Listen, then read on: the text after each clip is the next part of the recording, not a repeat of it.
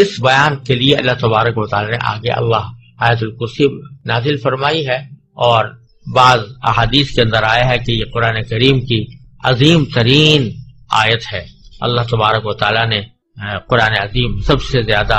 عظمت والی آیت یہ نازل فرمائی ہے۔ اور حضرت ابو ہریرہ رضی اللہ تعالیٰ عنہ کی ایک روایت میں رسول کریم صلی اللہ علیہ وسلم کا یہ ارشاد منقول ہے کہ سورہ بقرہ میں ایک آیت ہے جو سیدۃ آیات القرآن ہے، یعنی قرآن کریم کی آیات کی سردار ہے، اور اس میں یہ بھی مذکور ہے کہ جس گھر میں وہ پڑھی جائے شیطان اس سے نکل جاتا ہے۔ اور سنن نسائی کی ایک روایت میں ہے کہ رسول اللہ صلی اللہ علیہ وسلم نے ارشاد فرمایا کہ جو شخص ہر نماز فرض کے بعد آیت الکرسی پڑھا کرے تو اس کو جنت میں داخل ہونے کے لیے موت کے سوا کوئی چیز مانع نہیں ہو، یعنی موت کے بعد فوراً وہ جنت کے آثار اور راحت و آرام کا مشاہدہ کرنے لگے۔ تو اس آیت کریمہ میں پہلے اللہ تبارک تعالیٰ نے فرمایا کہ اللہ لا الہ الا ہو، اللہ وہ ہے جس کے سوا کوئی معبود نہیں۔ یہ ہے توحید کا وہ کلمہ جو عقیدہ توحید کی بنیاد ہے کہ اللہ تعالیٰ کے سوا کوئی معبود نہیں، کوئی عبادت کے لائق نہیں، اور کوئی مخلوق ایسی نہیں ہے جس کو کسی نہ کسی وقت موت نہ آنی ہو۔ لیکن اللہ تبارک و تعالیٰ کی ذات ایسی ہے جو ازل سے ہمیشہ سے زندہ ہے اور ہمیشہ زندہ رہے گی۔ تو حی کی صفت یعنی زندگی کی صفت سب سے زیادہ واضح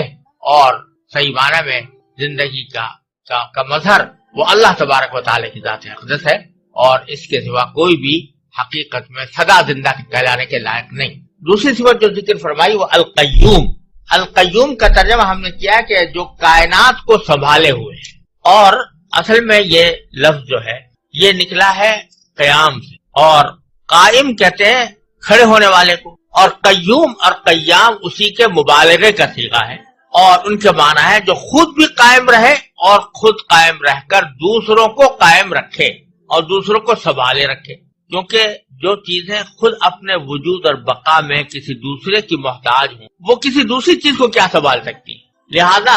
کائنات کو سنبھالنے والے کی ذات تو صرف اللہ تبارک و تعالیٰ کی ہے، اور کوئی دنیا میں یا کائنات میں کوئی اور مخلوق کوئی اور چیز ایسی نہیں ہو سکتی جو دوسری کائنات کی چیزوں کو سنبھالے۔ وہ تو خود اپنے آپ کو سنبھالنے کے لیے محتاج ہے، اللہ تعالیٰ کے حکم کی محتاج، لہذا کوئی دوسری ذات قیوم نہیں ہوتی۔ اور یہی وجہ ہے کہ چونکہ یہ اللہ تبارک و تعالیٰ کی مخصوص صفت ہے جو کسی اور کے لیے استعمال نہیں ہو سکتی، اس لیے کسی انسان کو قیوم کہنا جائز نہیں۔ یہ جو ہمارے ہاں رواج چل پڑا ہے کہ جن لوگوں کا نام عبد القیوم ہوتا ہے ان کو